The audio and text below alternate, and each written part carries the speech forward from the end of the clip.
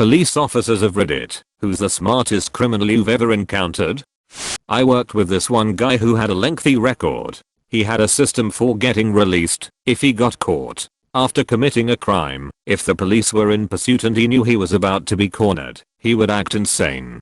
His girl would play along with it, telling the police that he was off his medication. The police would arrest him, but then send him to a mental ward with papers instructing the ward to release to police once he was cleared. Once he was in the mental ward, he would cause a distraction that would make the person attending the desk with the file cabinet to leave said cabinet. He would then crawl to the file cabinet, look for his release to police papers, and then would literally eat the papers. When the psych evaluators decided that he was stable enough to be released, there would be no instructions to send him to the police, and he would be released to the general public. He did this about 10 times until police officers noticed him back on the streets. This stunt forced the state to change their procedure for detaining mentally unstable suspects.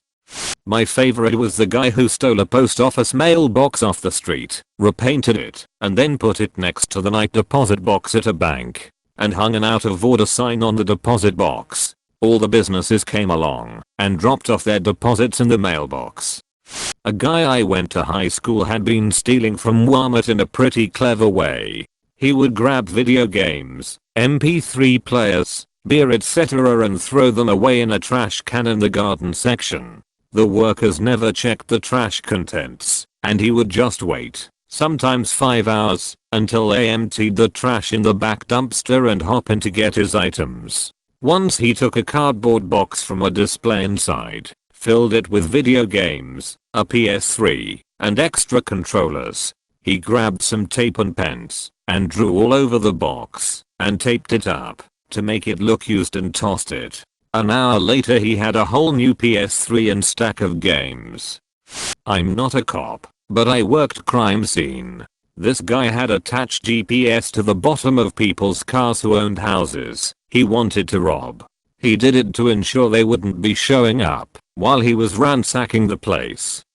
I heard about one person that pulled a shoplifting scam on a large, popular and well-known US retail store. They walked in with some cheap nylon product to get one of those "I walked in with this" stickers they used to put on returning merchandise. The sticker easily peeled off the product and damaged.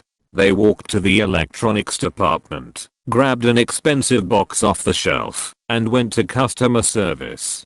They placed the sticker on the big box and asked if they could return the item without a receipt. Unfortunately, no, not without the original receipt. Dang it, and they walk out. Customer service even gave the doorman the thumbs up, having just interacted with the customer. This took place before widespread inventory controls and cameras absolutely everywhere. I remember an officer telling me about a B&D alarm he and his team responded to. No one was there to report the alarm. It must have been a security monitoring company that called. When police showed up, everything seemed normal. Most lights were off, and there was an employee still working. Explains he was there working late and must have set off an alarm. They almost believed him until he said UHH before saying the name of the company he worked for.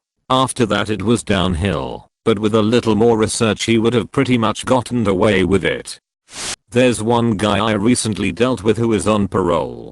I stopped him in my city after he was looking to buy drugs. Usually people come from all over to buy drugs and then leave. I issue him a warning and let him go as it's pretty common, and he sang like a bird regarding the people he was trying to buy from. Anyway, the next day, I got a call from his parole officer who says he was alerted the guy was pulled over and wanted to verify that it was his guy that I stopped. I'm a little confused at first, but he goes on to say that the day before, he was scheduled to meet with him, but he had an excuse and bailed.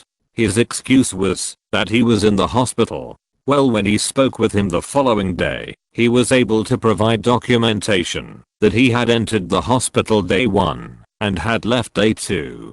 Well, I had stopped him at 1:15 in the morning, and after looking at the picture, it was 100% him. Turns out the guy had checked and then out of the hospital on day 1, then in and out again on day 2. He then rearranged half the paperwork to make it look like he was in the hospital overnight, which would make my cast up of him appear like I mixed him up with someone else, as well as give him a valid excuse to miss their meeting. Not sure what's gonna happen to that guy, but I thought it was pretty clever. This was in the late 90s-early zeros. A guy in my dorm came to school solely to deal drugs. He took out student loans, registered for a bunch of 300-person freshman survey courses where he would never be missed, then literally never went to class. All he did was go to raves and concerts and keggers and sell party drugs. After the first semester, he was suspended. He wrote the usual "I was young and dumb and in over my head" sob story and got put on probation for a semester. So he had a repeat of the fall. At the end of the year, he was kicked out and didn't care.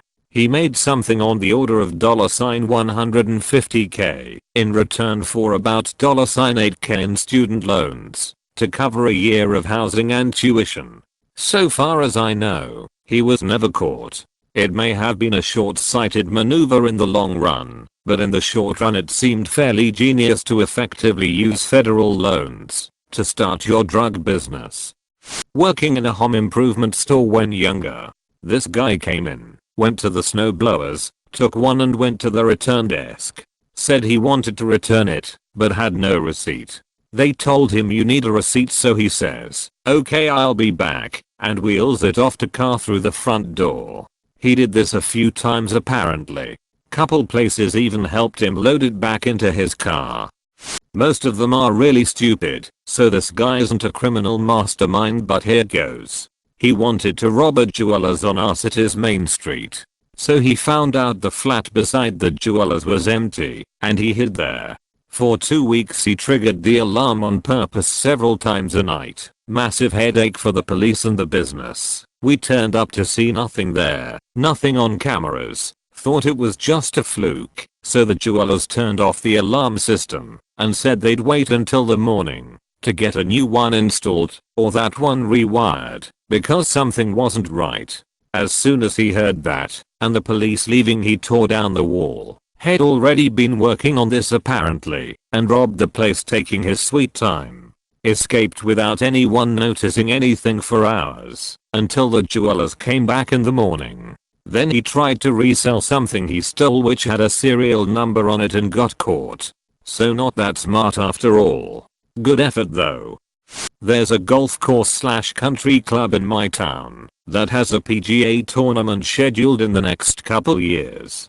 They have a guy repeatedly breaking in overnight and just lounging around and eating food, all on camera.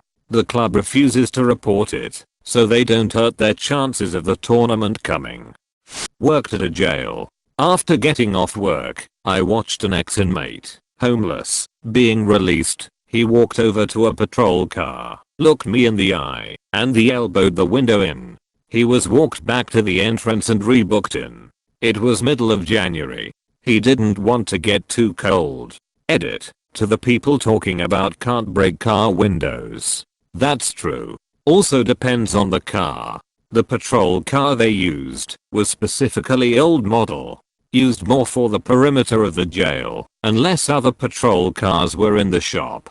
Those windows had been replaced so many times. IDK if it's the same material, or what. And for the ones asking for news links, come on guys, you really think the news reports small time things? Those aren't dramatic enough. I could probably find their charges and stuff and share, but I'm not gonna do that to this guy. He was a nice guy, not a dick. I'm not gonna put him on blast, just to prove anything to people for karma or anything along those lines.